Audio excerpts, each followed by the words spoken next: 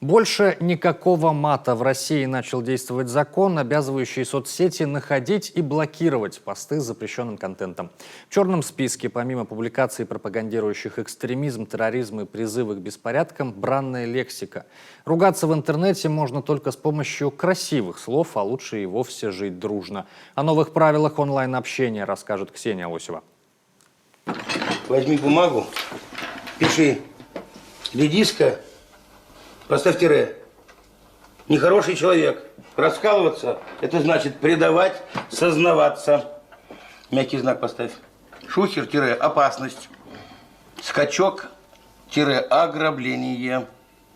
Записал?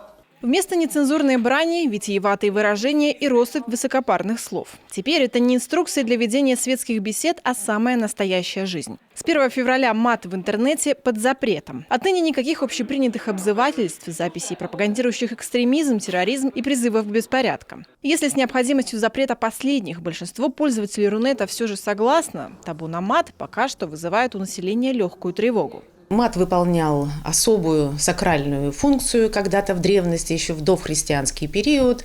Это были слова заклинательные, и поэтому они были запрещены для такого массового публичного употребления, хотя бы для того, чтобы не теряли своей магической силы. С наступлением, так сказать, христианства, с установлением христианской идеологии, естественно, к ним отношение поменялось, и эта лексика стала запретна именно по той простой причине, что это лексика языческая. Попытки бороться с нецензурной лексикой велись с начала ее появления. В княжеские времена Василий III воспитывал матершинников кнутом, а позже, при Петре I, и вовсе вышел воинский указ, по которому за мат прожигали язык, отсекали суставы и даже лишались жизни. В 21 веке с этого февраля на интернет-поле брани будут действовать более гуманными способами. Социальные сети будут самостоятельно удалять посты с нежелательной тематикой. Штраф за нарушение закона от 800 тысяч до 4 миллионов рублей. Главная цель – оградить интернет-пользователей от жестокости и насилия и сделать интернет безопасным для всех. Что мы можем потерять? Это репутацию. Это огромное, на самом деле, мне кажется, самый большой урон, самая большая потеря для человека. То есть, если мы потеряем деньги, мы их восстановим, репутацию мы не восстановим никогда. Все, что вы написали 15 лет назад, 10 лет назад, какую-то фотографию вы выложили, либо написали какую-то цитату или пост, не дай бог, там, политический, или который говорит, там, затрагивает религиозные, да, какие-то направления, то это, естественно, возможно, будет использовано против вас в будущем.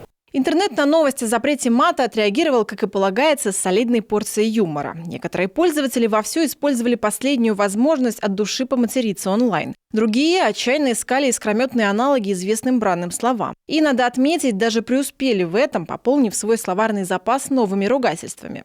Мемы и шутки в отношении любой ситуации, да, любого нового закона, да и вообще, в принципе, это реакция на новости, это способ донесения информации в неком юмористическом контексте. Мат никуда не уйдет и никогда не покинет русский интернет, Рунет, потому что это главное, мне кажется, одно из главных просто лесенок, на котором держится и строится паутина в рамках России. Поможет ли новый закон очистить просторы интернета от неприличных слов и другой онлайн-нечисти, покажет только время. Пока же ясно одно – нововведение и изобретательный русский ум хоть и смутило, но не испугало. И даже наоборот, вдохновило и дало почву для нового креатива и творчества. Ксения Лосева, Павел Фетисов, Олег Костромин, телеканал Юркан.